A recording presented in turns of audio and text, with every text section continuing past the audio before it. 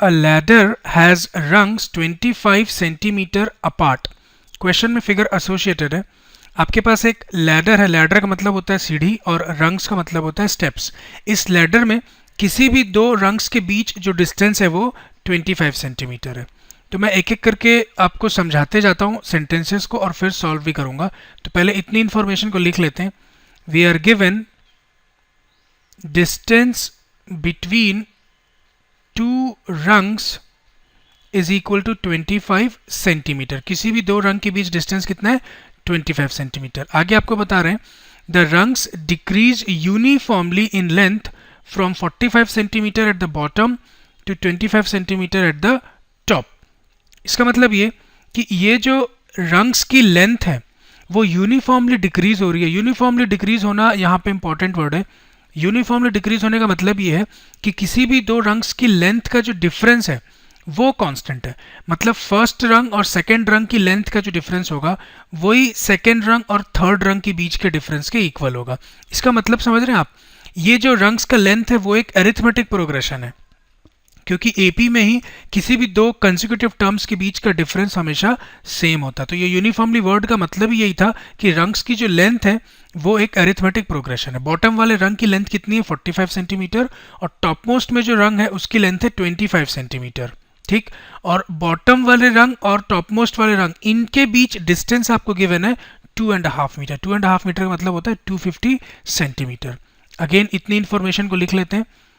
Distance between the rungs at bottom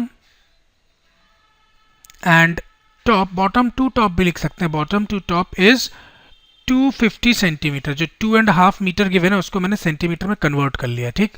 अब आपको ये पता है कि बॉटम वाले रंग और टॉप मोस्ट वाले रंग के बीच कितना डिस्टेंस है? 250 सेंटीमीटर। और किसी भी दो रंग के बीच कितना डिस्टेंस है? 25 सेंटीमीटर। ठीक। अब एक चीज जो मैं आपको बता रहा हूं उसको ध्यान से समझिएगा। देखिए, किसी भी दो रंग के बीच एक गैप है। ठीक। फर्स्ट और सेकंड रंग के बीच एक गैप है। सेकंड और थर्ड रंग के बीच एक गैप है। थर्ड और फोर्थ रंग के बीच एक गैप है। मतलब समझ रहे हैं? जब आप दो रंग की बात कर रहे हैं तो एक गैप है, तीन रंग्स के बीच दो गैप है, चार रंग्स के बीच तीन गैप है। मतलब जितने रंग्स होंगे उससे एक कम आपके पास गैप है। ठीक। तो मैं काम करता हूं, नंबर ऑफ गैप कितने वो निकाल लेते हैं। कैसे निकालेंगे? देखिए, therefore number of gaps from bottom, gap किसको बोल रहा हूं ध्यान रखिएगा, किसी भी दो स्टेप के बीच जो डिस्टेंस है उसको गैप बोल रहा हूं मैं। Number of gaps from bottom to top वो क्या होगा? देखिए, टोटल डिस्टेंस कितना है बॉटम वाले रंग और टॉप मोस्ट वाले रंग के बीच? 250 सेंटीमीटर। और किसी भी एक गैप की लेंथ कितनी है? 25 सेंटीमीटर। ठीक। जो दो रंग के बीच का डिस्टेंस है वही तो एक गैप का डिस्टेंस है 25 सेंटीमीटर। तो इससे आपको मिलेगा 10। नंबर ऑफ गैप्स कितने हो गए? 10। अब आप याद करिए, जितने आपके पास रंग्स थे उससे एक कम आपके पास गैप था, या उल्टा बोलिए जितने गैप्स होंगे उससे एक ज्यादा नंबर ऑफ रंग्स होंगे। तो इसका मतलब इस सीढ़ी में कितने स्टेप्स होंगे? टोटल 11 स्टेप्स होंगे, क्योंकि गैप 10 है तो रंग्स कितने चाहिए हमको? 11। Therefore total number of rungs is equal to 10, जो नंबर ऑफ गैप है प्लस 1, एक एक्स्ट्रा होता है हमेशा, इज इक्वल टू 11। तो आपको ये पता चल गया इस लैडर में कितने रंग्स हैं? 11 रंग्स हैं। आपको एक्चुअली फाइंड क्या करना है कि हमको वुड का कितना लेंथ लेना होगा इस रंग को बनाने के लिए। क्वेश्चन देख लीजिए, अगर मैं आपको नहीं बताया हूं तो। आपको आगे गिवन था if the top and the bottom rungs are 2.5 metre. Actually मैं आपको समझा चुका हूं इस चीज को, बाद में क्वेश्चन बता रहा हूं।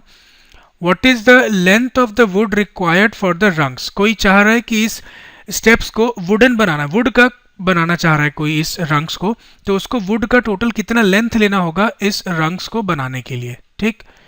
Now we have to find the length of wood. अब मैंने आपको पहले ही बोला कि रंग्स का जो लेंथ है वो एक अरिथमेटिक प्रोग्रेशन है। फर्स्ट रंग की लेंथ कितनी है आपके पास? 45, तो वो आपका एपी का फर्स्ट टर्म हो गया 45।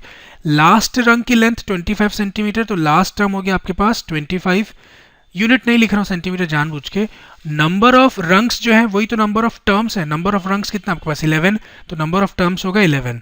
और एक्चुअली आपको इन सभी रंग्स की लेंथ का सम चाहिए, मतलब आपको इस AP के 11 टर्म्स का सम चाहिए, that is we need to find sum of 11 terms of the given AP, and we know that sum of n terms is equal to n by 2 into a plus l.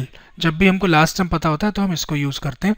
therefore sum of 11 terms is equal to 11 by 2 into first term is 45 plus last term is 25, which gives us 11 by 2 into 45 plus 25 से आपको मिलेगा 70, ये cancel होगा, 2 1 जा 2 35. अब आपको simply 11 into 35 find करना है. 11 इंटू 35 होता है 385. अब आप यूनिट लिख सकते हैं centimetre. Therefore the length of would required is 385 centimetre. And कर रहा हूं मैं.